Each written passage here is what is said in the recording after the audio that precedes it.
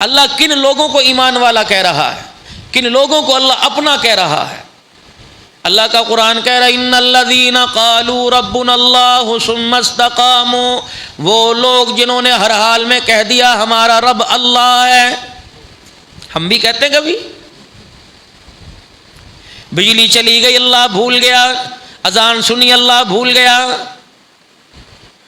परेशानी आ गई अल्लाह भूल गया, गर्मी आ गई अल्लाह भूल गया, बारिश आ गई मस्जिदें खाली पड़ी हैं।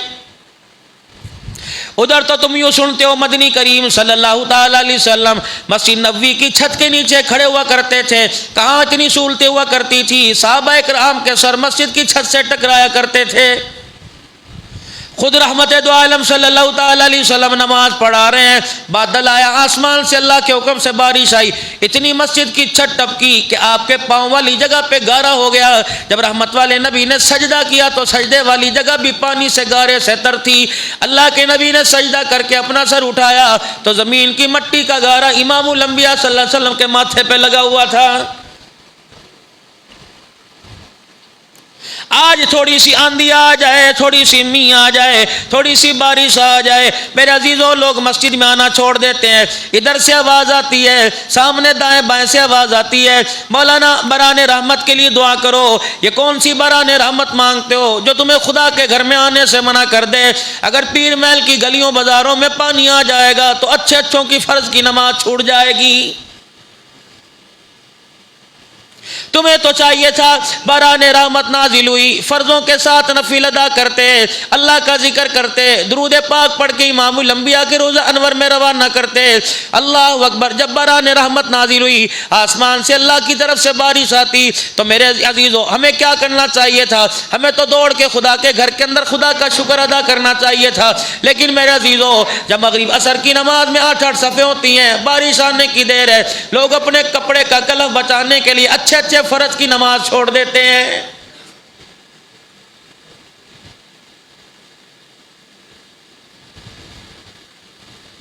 हजरत ख्वाजा कुतुबुद्दीन बख्तियार काकी रहमतुल्लाह अलैह ने ओए लोगों अपना जनाजा पढ़ाने के लिए उस आदमी को मुकर्रर किया था जिसके अंदर अजीब अजीब किस्म की सलाहियतें थी। यूं नहीं फरमाया था मेरा जनाजा वक़्त का शेखुल हदीस पढ़ाए, यूं नहीं फरमाया था मेरा जनाजा बुखारी शरीफ पढ़ाने वाला पढ़ाए, यूं नहीं फरमाया था मेरा जनाजा वक़्त का कुतुब अब्दाल मुजद्दिद पढ़ाए। आप कुतुबुद्दीन बख्तियार काकी रहमतुल्लाह अलैह जब आपके मरने का वक़्त आया, आपने वसीयतनामा लिखा और फरमाया लोगों मेरे जनाजे के लिए मुसल्ले पर उस आदमी को आने देना जिसने जब से होश संभाला हो उस वक़्त से लेकर अब तक सारी जिंदगी में जिसने असर की सुन्नतें ना छोड़ी हो।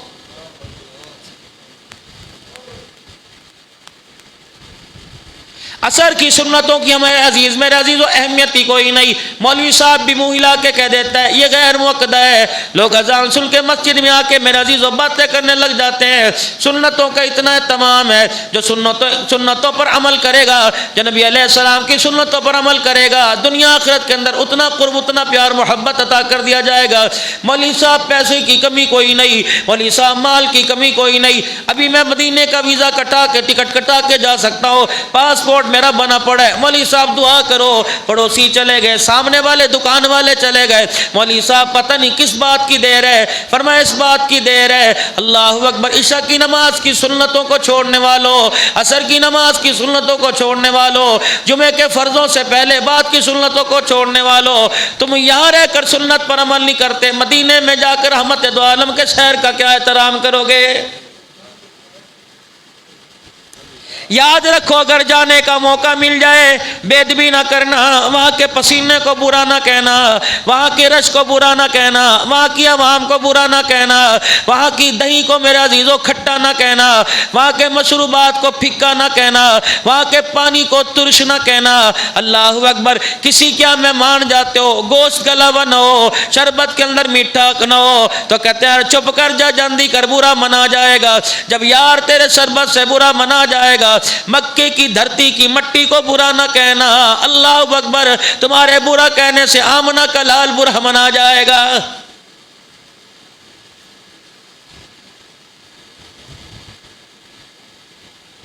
हजरात अकाबिरीन रहमतुल्लाह अलैह मेरे अजीज़ों मदीने पाक में जाया करते थे, कई कई दिन हो जाया करते थे, हुजूर के रोज़े का सामना नहीं किया करते थे और कहा करते थे अमल हमारे पल्ले कोई नहीं। अल्लाह अकबर। इस धरती पे एक मर्द कलंदर गुजरा जिसको दुनिया हक नवाज जंगवी के नाम से जानती है। लोग कहा करते थे हजरत उम्रा कराओ, आप अम्मा आयशा के इतने मानने वाले, आप कमली वाले का इतना दर्द बयान करने वाले, आप साहब मोहम्मद का फैज़ान बयान करने वाले, आप जाते क्यों नहीं? आप फरमाने लगे अगर हुजूर के रोजे पे जाके खड़ा हुआ, मैंने सलाम कर लिया, सलाम से पहले हुजूर ने फरमाया बता मेरी आयशा की इज्जत का कानून अभी तक पास नहीं हुआ, अल्लाह अकबर, बताओ मेरे अजीज हक नवाज के पास इसका क्या जवाब होगा?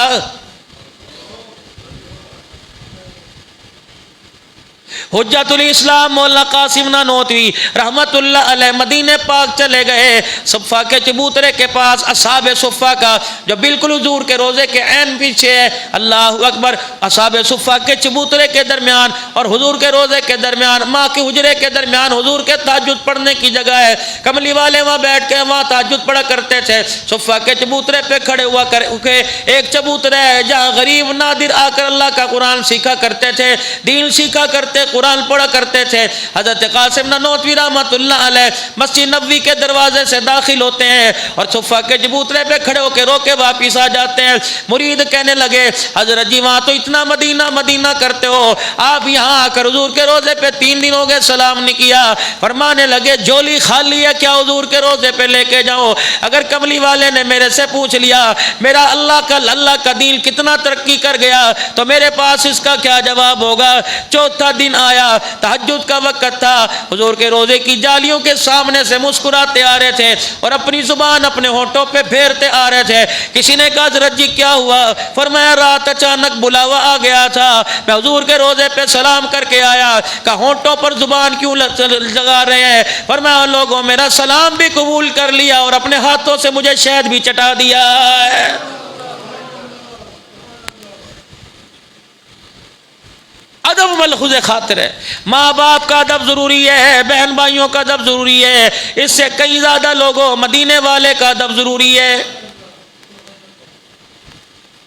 मुझे लिबास में, मुझे कपड़ों में, मुझे कुर्ते में, मुझे शलवार में, मुझे पैर के जूते में, अल्लाह अकबर, मुझे खाने और पीने में, ज़िंदगी गुजारने में पहले ये देखना चाहिए इस वक्त मेरे नबी का क्या अमल था।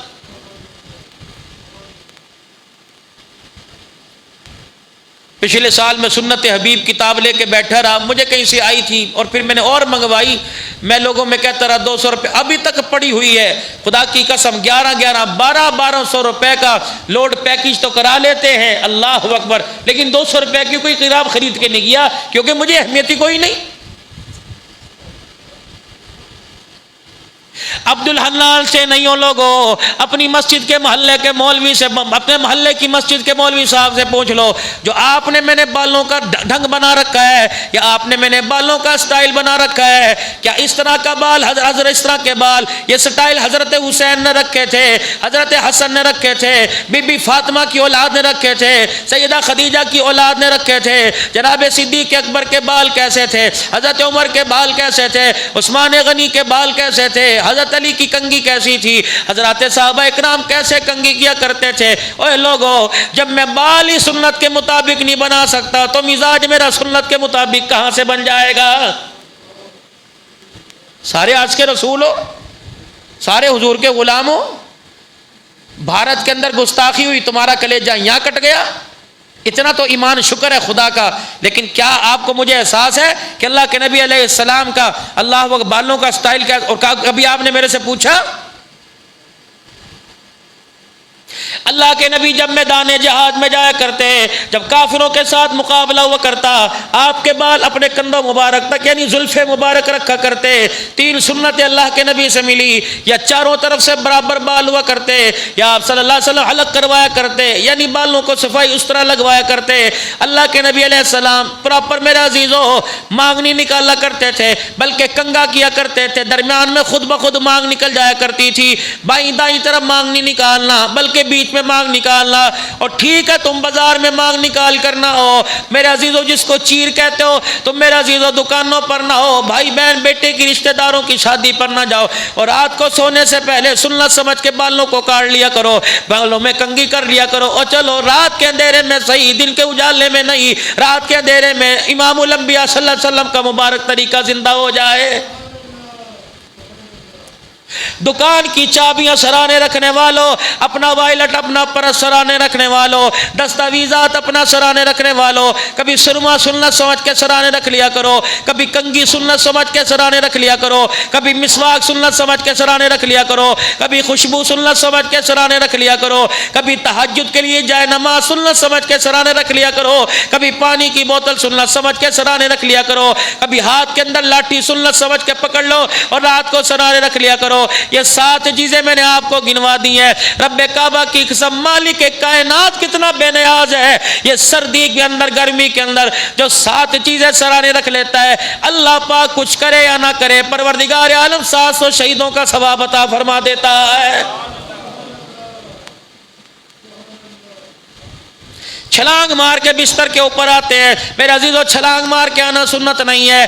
हर कोई चादर पे सोता है, हर कोई मोटे गद्दे पे सोता है, हर कोई दरी पे सोता है। ये लोगों, मैं आपको बड़े बड़े वाक़यात सुनाता हूँ और सुना सकता हूँ, लेकिन आज मेरा दिल चाह रहा है मैं सही मानों में हुजूर का गुलाम बन जाऊँ और आप भी सही मानों में नबी के गुलाम बन जाए। किसी के ऊपर बेड शीट है, फूलों वाली चादर है, कोई रेशमी चादर है, कोई शनील की चादर है, कोई कॉटन सूती लॉन की चादर है, ठीक है तुम जैसी मर्जी चादर बिछाओ, लेकिन जब रात को बिस्तर पर आया करो या तो अपने बिस्तर को झाड़ सकते हो झाड़ लो, ये नबी की सुन्नत है, वरना दायां हाथ अपने बिस्तर पर 3 मरतबा फेर लो, बिस्तर झड़ जाएगा, फिर बिस्मिल्लाह पढ़ के बिस्तर पे बैठ जाओ। मेरे नबी ने फरमाया सूरह फातिहा पढ़ लो और सूरह फातिहा के बाद सूरह फलक पढ़ो, अपने पूरे जिस्म पे मारो। अल्लाह वादा कर रहा है बेफिक्र कहो के सो जा, जो सूरह फातिहा सूरह कौसर पढ़ लेता है सारी रात सांप और बिच्छू के डंक से महफूज रहता है।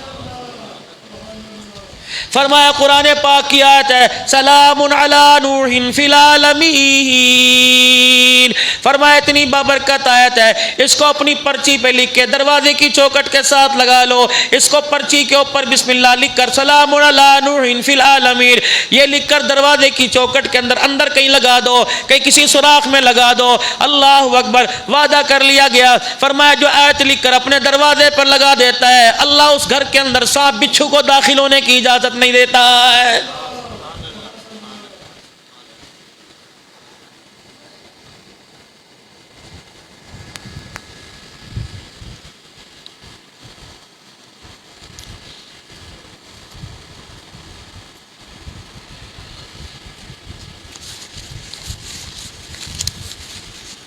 अल्लाह, इश्के नबी से मिलते हैं जन्नत के रास्ते, अल्लाह से मिलाते हैं सुन्नत के रास्ते।